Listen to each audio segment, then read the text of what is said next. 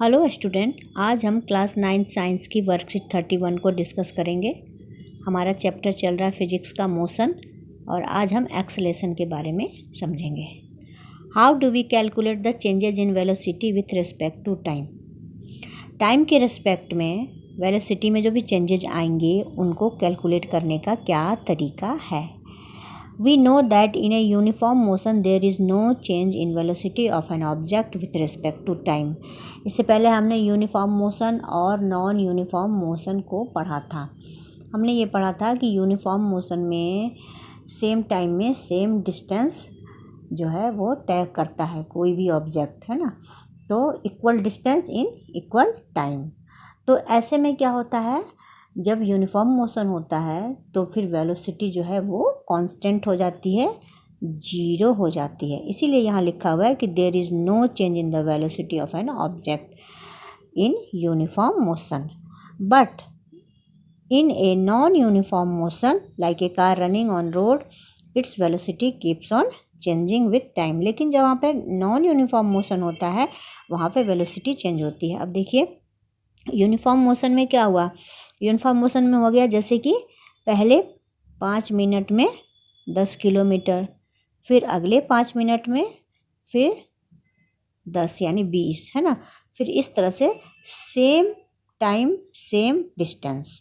लेकिन non uniform में जो जैसे कि उदाहरण में दिया कि कोई कार है वो सड़क पे ट्रैफिक में फंस गई है, तो वो कार शुरू में तो उसकी स्पीड अच्छी होती है ना।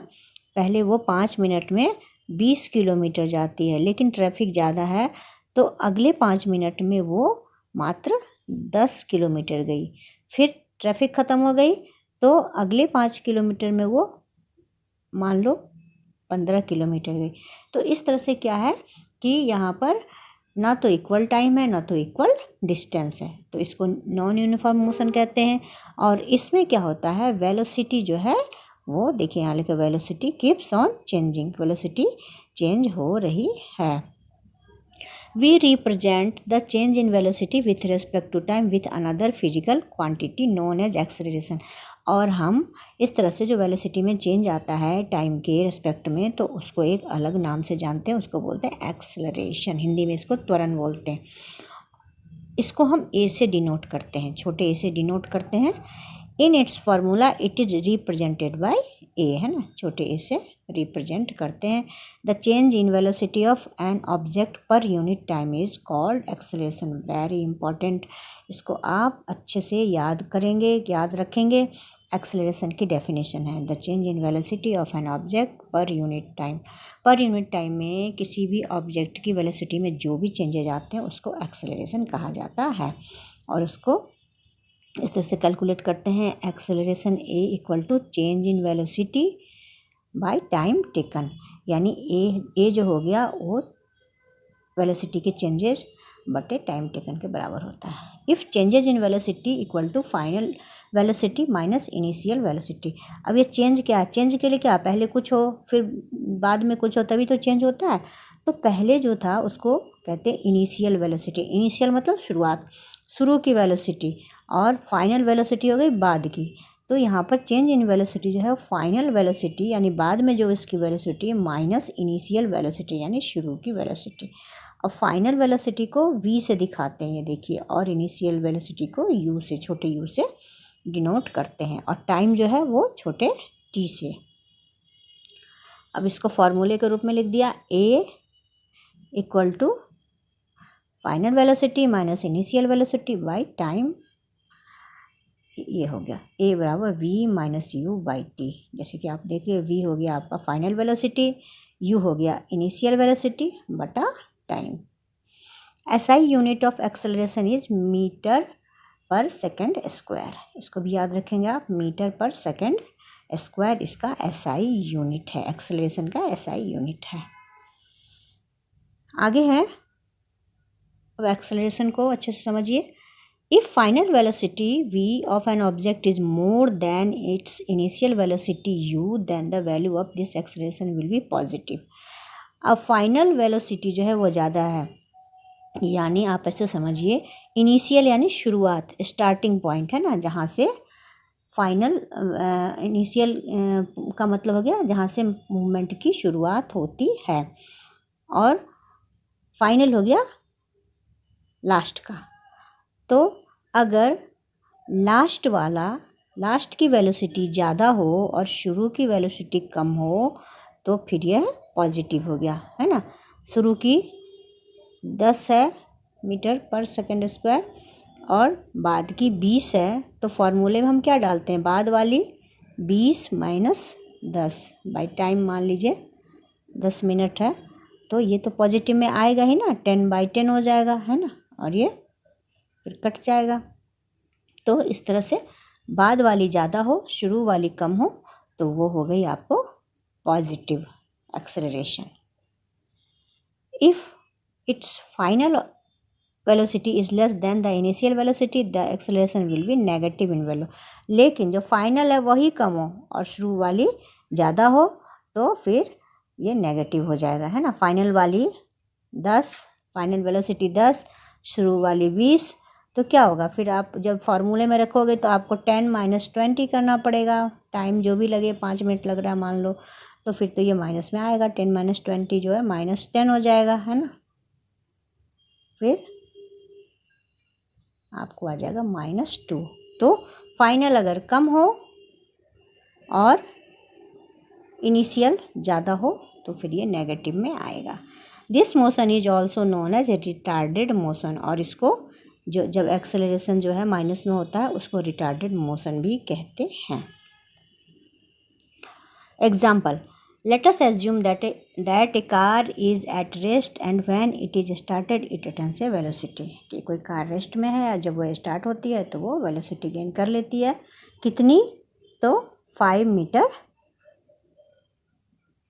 Metre per second in 2 second. What will be it's acceleration. अब देखिए अब क्या है, इनिशियल वेलोसिटी सबसे पहले देखेंगे। इनिशियल यानी शुरुआत, विराम से शुरुआत हुई है, रेस्ट से शुरुआत हुई, इसलिए इनिशियल वेलोसिटी 0। फाइनल वो यहाँ तक पहुँची थी 5 मीटर पर सेकेंड, और टाइम हो गया 2 सेकेंड, है ना। तो इसको जब हम इस फार्मूले में रखेंगे v - u/t, v आपका हो गया फाइनल यानी कि 5 - 0/2, तो ये 5/2 हो जाएगा, और ये कटने के बाद 2.5 हो जाएगा मीटर पर सेकेंड स्क्वायर। अब हम इसका ग्राफ देखेंगे। Acceleration of an object can be represented by velocity time graph. बहुत ही इंपॉर्टेंट है velocity time graph.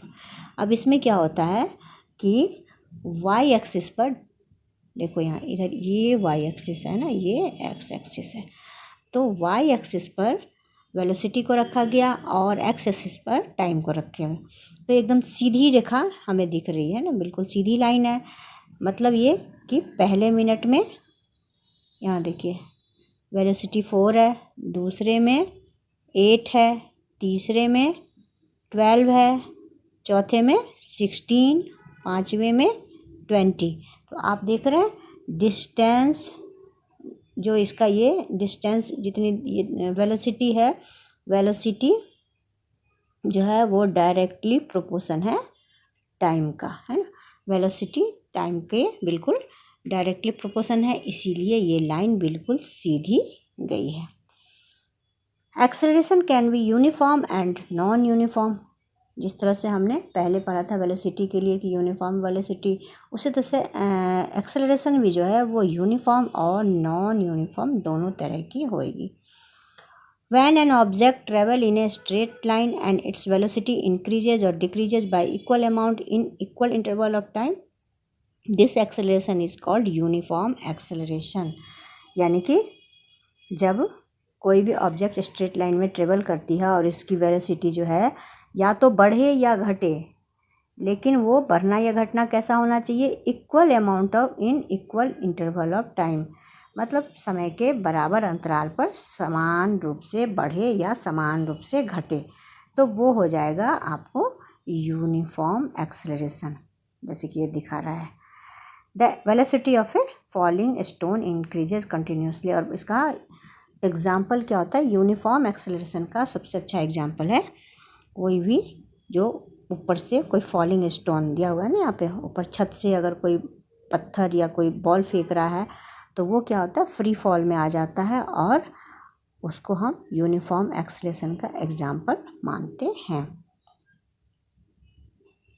When the velocity of an object changes unevenly with time, such motion is called non-uniform acceleration। और जबकि unevenly अगर change हो, ज़्यादा कम इस तरह से चेंज हो, तो फिर ये देख रहे हैं ये कैसे ऐसे कर्व सा बन रहा है, आरा तिरछा है ना। समान टाइम में समान वेलोसिटी घट या बढ़ नहीं रही, या तो बढ़ती तो समान रूप से बढ़े या घटे समान रूप से, वो नहीं हो रहा, कभी बढ़ रही है कभी घट रही है। इसका एग्जांपल है motion of A car in A traffic. Traffic में कोई कार है तो उसकी वेलोसिटी कभी बढ़ेगी कभी घटेगी। तो इस तरह के एक्सेलरेशन को नॉन यूनिफॉर्म एक्सेलरेशन कहते हैं। इसका ग्राफ इस तरीके से बनेगा। अब इसके क्वेश्चन आंसर देखते हैं। What is acceleration, explain it's formula and SI unit in brief. तो पहले का आंसर आपको ऊपर लिखा हुआ है, आप यहाँ से देखकर लिखेंगे। The change in velocity of an object per unit time is called acceleration. और फिर इसके फॉर्मूले को आप लिख देंगे, है ना, ये सारा लिखेंगे यहाँ तक।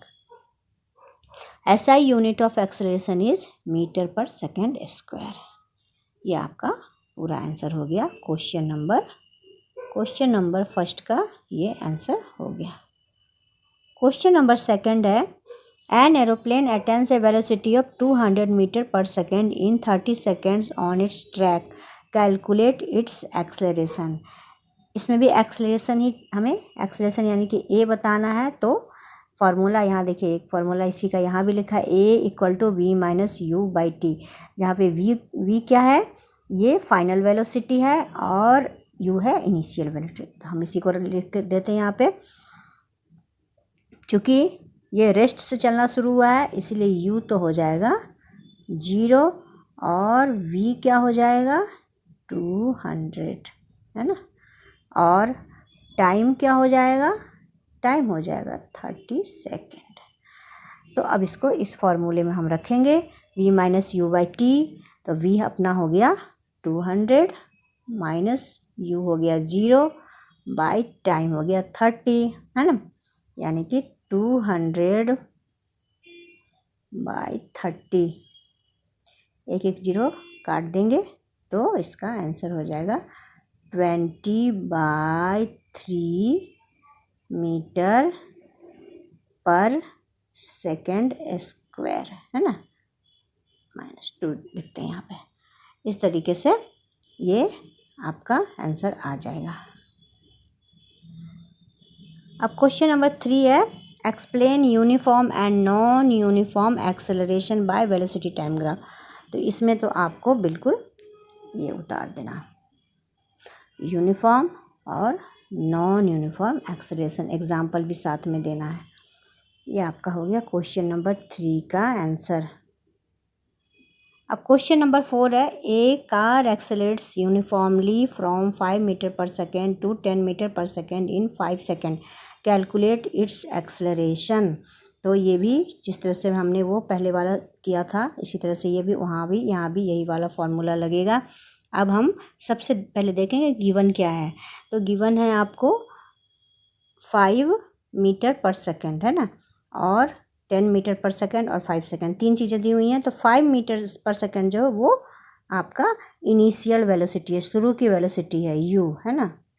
ये आपका 5 है, बाद में ये बढ़ के 10 हो गया, यानी कि फाइनल आपका v जो है वो आपका है 10।